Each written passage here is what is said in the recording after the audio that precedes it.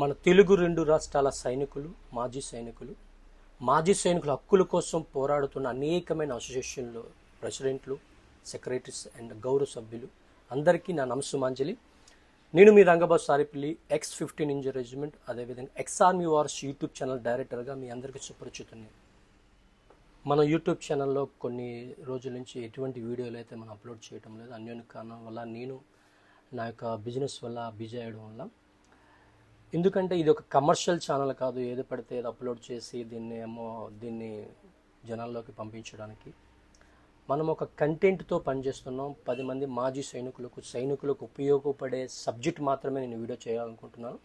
ఆ కమిట్మెంట్కి నేను ఇంతవరకు వెయిట్ చేస్తున్నాను. సో ఆ సిచ్యువేషన్ నాకు రాలేదు కాబట్టి ఈరోజు ఒక మంచి సబ్జెక్ట్తో మీ ముందుకు రావాలని ఆశపడి ఉన్నాను. ఎందుకంటే ఇప్పుడు ఎలక్షన్ సీజన్. సో దీని గురించి నా యొక్క వ్యక్తిగతమైన భావన, అలాగే నా వీడియో 10 మంది మాజీ సైనికులను ఆలోచింపజేస్తుంది అనుకుని ఒక ఉద్దేశంతో ఈ వీడియో చేయడం అయితే జరుగుతుంది. ఈరోజైతే మన సబ్జెక్ట్, ఓ ఆంధ్రప్రదేశ్ సైనికుడా, మాజీ సైనికుడా, ఓటు వేసే ముందు ఒక్కసారి ఆలోచించు. సుమారు 1,00,000కు పైగా మాజీ సైనికులు ఉన్న మన ఆంధ్రప్రదేశ్, డిపెండెంట్స్తో కలిపితే మినిమం 5 లక్షలు. అదేవిధంగా army, navy, air force service చేస్తున్న పర్సెంట్ చూస్తున్నట్టు ఆంధ్రప్రదేశ్ సంబంధించిన స్ట్రెంత్లో లక్షల్లో మంది ఉంటారు. సో మనము కూడా ఆంధ్రప్రదేశ్ ఓటింగ్లో ఒక ప్రభావితం 1%, 2% ప్రభావితం చేసే సంఖ్య, ఓటింగ్ బలం మనకు ఉంది. కాబట్టి సైనికులు, మాజీ సైనికులు ఓటు వేసే ముందు ఒక్కసారి ఆలోచించండి. ఇదే సబ్జెక్ట్ మీద ఈరోజు వీడియోతో సాగుతుంది. సో కంప్లీట్ వరకు మీరు ఈ వీడియోను చూడండి. మన రాష్ట్ర ప్రభుత్వం మాజీ సైనికుల రిజర్వేషన్ 2%. ఈ 2% ఎన్నో తరాల నుంచి వస్తుంది. అప్పుడు మాజీ సైనికుల స్ట్రెంత్ చాలా తక్కువ మంది ఉండేవారు. ఆ పర్సెంట్ అక్కడ సరిపోయేది. కానీ ఇప్పుడు మాజీ సైనికుల సంఖ్య లక్షల్లోకి వచ్చింది. కానీ ఉన్న 2% సరిగా ఇంప్లిమెంట్ చేయకపోవడమే కాకుండా ఆ పర్సెంట్ను కూడా అది పెంచకుండా ఇన్ని సంవత్సరాలు ఆ పర్సెంటేజ్ పెంచకపోవడం వల్ల మాజీ సైనికులు, నడి వయసులో వస్తున్న మాజీ సైనికుల జీవితాలు కొలాప్స్ అయిపోయాయి. ఇటువంటి ఉపాధి లేక ఇతర రాష్ట్రాల్లో పారిపోయే స్థితి మాజీ సైనికుల పరిస్థితి ఉంది. ఆ యొక్క పర్సెంటేజ్ని పెంచే గవర్నమెంట్ ఏదో మీకు తెలుసు.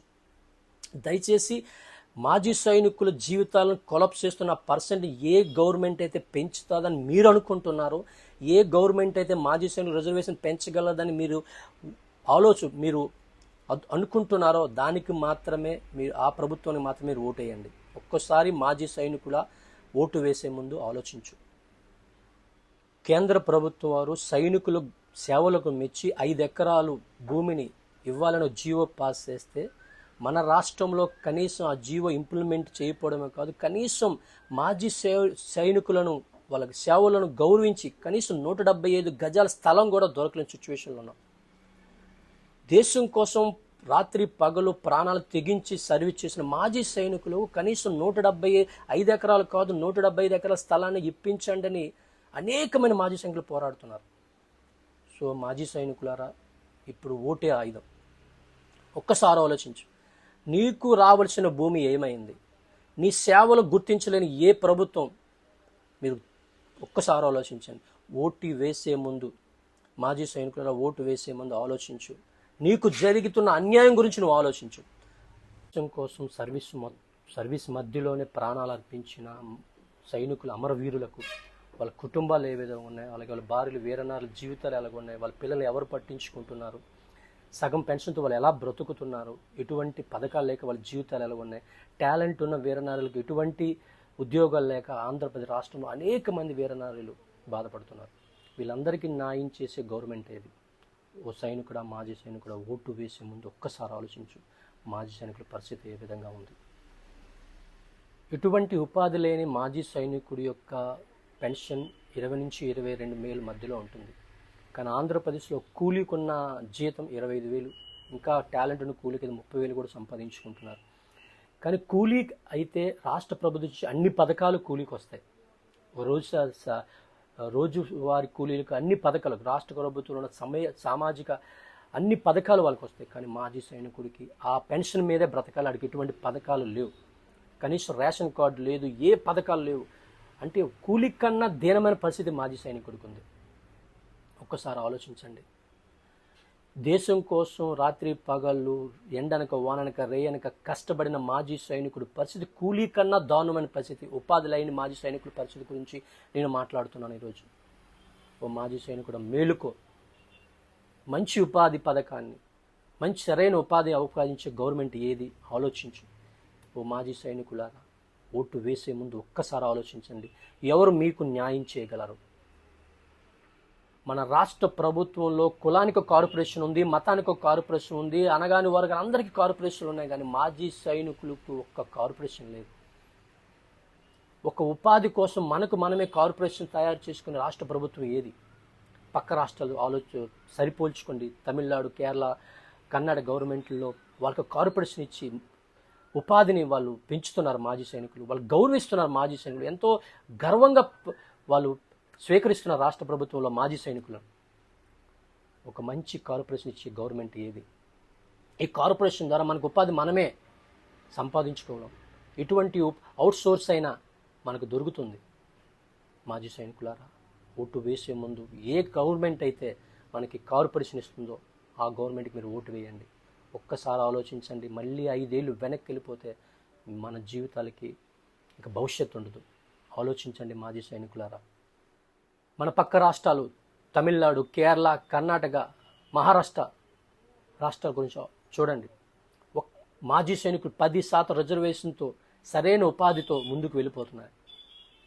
రాష్ట్ర ప్రభుత్వంలో ముఖ్యమంత్రి గారు ఒక్క మాట చెప్పితే చాలు, మన రాష్ట్రంలో అవుట్సోర్స్లో ఉన్న అన్ని జాబ్స్ కూడా మాజీ సైనికులు ఫుల్ అయ్యి ఉంటాయి. కానీ ఎందుకు? కనీసం అవుట్సోర్స్ కూడా మాజీ సైనికులు అర్హత లేదా? అనేక అవుట్సోర్స్ను మళ్ళీ సివిలియన్స్ని తీసుకున్న మాజీ సైనికులు ఆ యొక్క ఉపాధి లేకుండా చేస్తున్నారు. మాజీ సైనికులారా, ఆలోచించండి. ఇదే మంచి అవకాశం. నీ ఓటు ద్వారా మాజీ సైనికుల భవిష్యత్తు మారుతుంది. నీ ఒక్కడి ఓటు ద్వారా రాష్ట్ర భవిష్యత్తు మారుతుంది.